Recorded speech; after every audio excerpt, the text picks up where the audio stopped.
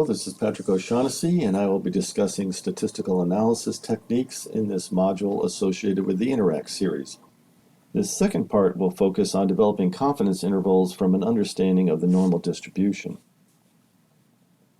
The learning objective of Part 2 of this module is to understand the nature of the normal distribution and the areas under its curve, and to develop a confidence interval from the distribution of the means of samples from a population. Standardizing the variability is also related to the concept of a special type of distribution which statisticians call the normal distribution. It's called the normal distribution because it was found that when you measure from a population of just about anything, you're going to typically find that there are some low values and some high values, but the majority of measurements are located in the center of all possible values. The distribution of the resulting histogram has a characteristic mound shape with most counts in the middle and fewer moving away to either side. Given the same tendency on both sides of the mean, the normal distribution is called balanced and is defined by two parameters, its mean and its standard deviation. Here's a graphical view of a normal distribution that has a mean of 0 and a standard deviation of 1. Of course, if the mean is 0, then the distribution is going to be centered about 0, and most of the values and the highest peak of this hump of the distribution curve will be located at 0. Then it will fall off equally on both sides, both to the positive and negative sides of 0. Now, if you take the frequency values starting from the far left and start adding them up, then when you get to the center at 0, 50% of them have been accounted for. Continuing to add them beyond the mean, you end up with what's called the cumulative frequency curve, as shown here at the bottom curve. Since 100% of the normal distribution curve falls under it when you get far out on the right tail, this cumulative frequency curve will finally reach 100% as well, or 1 as shown in the lower graph. With a cumulative distribution curve, you can relate that to the probability of an occurrence of a certain value of the population. So, for example, at 4 standard deviations to the right of the mean, almost 100% of all values are less than that value. If you go down to 1 standard deviation above the mean, and that's at the value of 1, then about 84% of all the values are less than that 1 standard deviation. And of course at 0, you can see that 50% are less than the mean value, which is intuitive. So with reference to these areas under the curve, we have just evaluated from basically minus infinity towards the right, going through the distribution as shown here. The normal distribution in this view has been segmented into these various probabilities of occurrence. So as mentioned, the curve from minus infinity to 1 standard deviation above the mean is 84% of the entire distribution, as shown at the very top of this plot here. And therefore, if the mean value is at 50%, then 1 standard deviation is 84% minus 50%, which is equal to 34% of the distribution. And then plus or minus 1 standard deviation is 68% of all values, as shown in this plot. This is true for all normal distributions with any mean and any standard deviation, which is another reason for calling it the standard deviation. It's always 34% of the distribution away from the mean. As you can see, and as you get out to 2 standard deviations above and below the mean, then around 95% of all values are within 2 standard deviations. And then out to plus and minus 3 standard deviations, you're almost at 100% of the distribution is within that range, or 99.73% to be exact. So this analysis leads to what they call the rule of thumb, that roughly 95% of all values fall within 2 standard deviations of the mean, and then almost all are going to be within plus or minus 3 standard deviations. Now we're going to take a jump in sophistication, leading to the use of statistical methods to compare samples. For example, you go out and measure a workplace aerosol concentration you are concerned about, and you take 10 measurements that day. You will have a distribution of those measurements, and you will be able to compute their average. But then you go out tomorrow and you do the same thing, and the next day, and likewise for 8 more days. Now you are able to obtain 10 different averages because you know you're never going to get the exact same average back each time you go out to sample. With those 10 averages, since they differ, you can produce a histogram of them, and in a sense compute an average of the averages and a standard deviation of the 10 averages to produce a distribution of the mean values, as the title of this slide says. As you might imagine, that distribution of the average values has a much lower spread from tail to tail because the averages of each of these samples should not be very far apart, which I'll show you in the next slide. So statisticians found a rather unique and interesting equation shown here to determine the standard deviation of the averages, which is first to obtain the standard deviation of all measurements S from just one sample and divide it by the square root of the number of observations in your sample of measurements, in this case 10. The result is called the standard error to distinguish it from the standard deviation of your measurements. And because it's related to the standard deviation divided by a number, it's truly smaller than the standard deviation as we expected.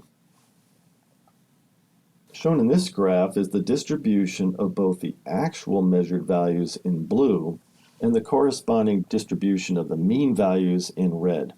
The measured values have a mean of 10 milligrams per meter cubed and trails off around 8 below and about 12 above, as you can see.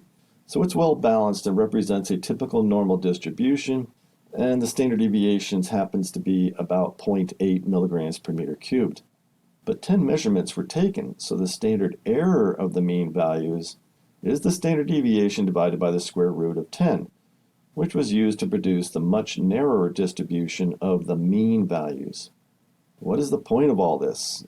In order to make statistical comparisons, say of the concentrations in one part of a plant versus another part, the comparison is based on whether the averages differ, not whether the entire distribution of sample data at each location differ.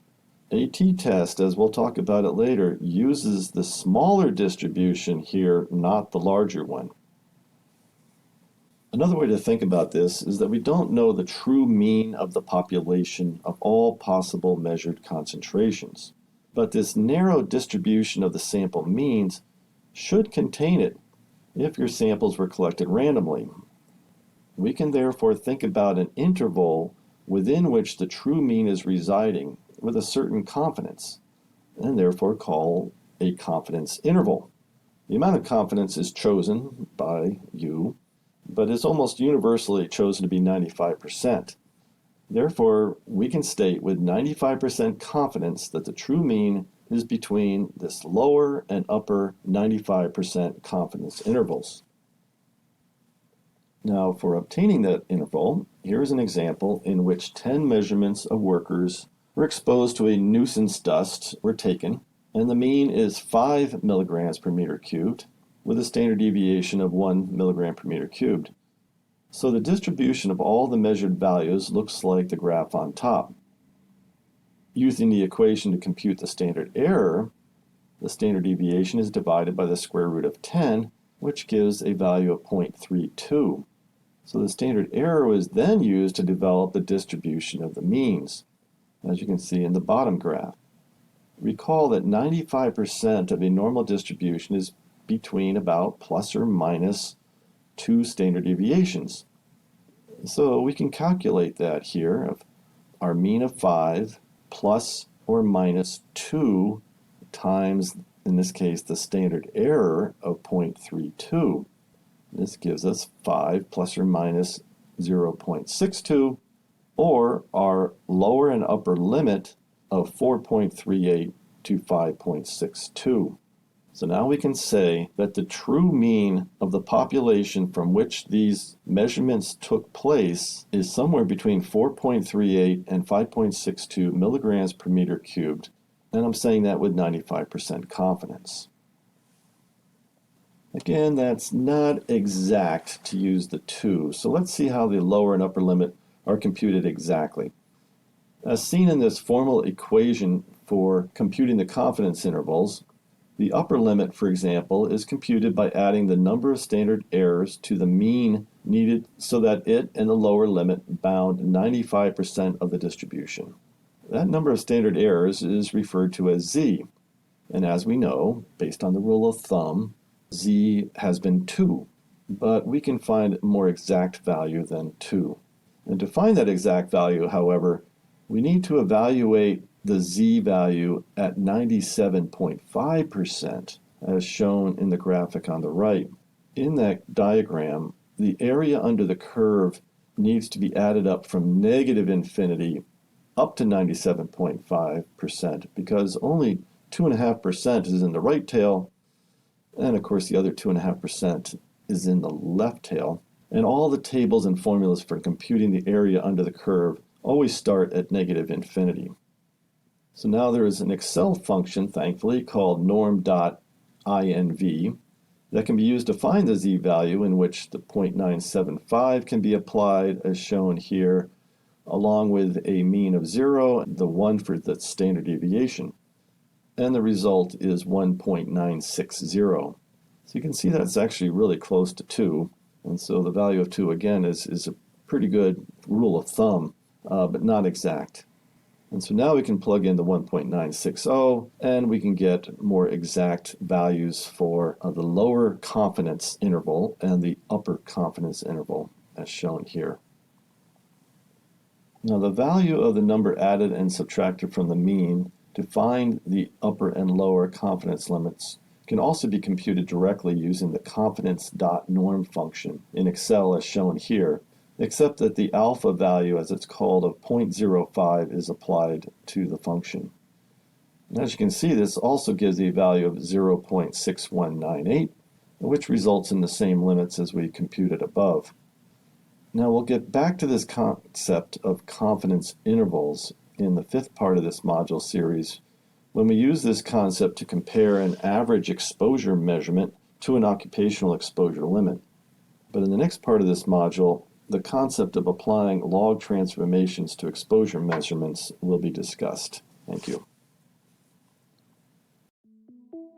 This lesson has been created by the Interdisciplinary Training, Education, and Research Activities for Assessing and Controlling Contaminants from Emerging Technologies program, a collaboration of the University of Minnesota School of Public Health, the University of Iowa College of Public Health, and the University of California, Los Angeles Fielding School of Public Health. Funding for InTERACCT is provided by the National Institute of Environmental Health Sciences of the National Institutes of Health.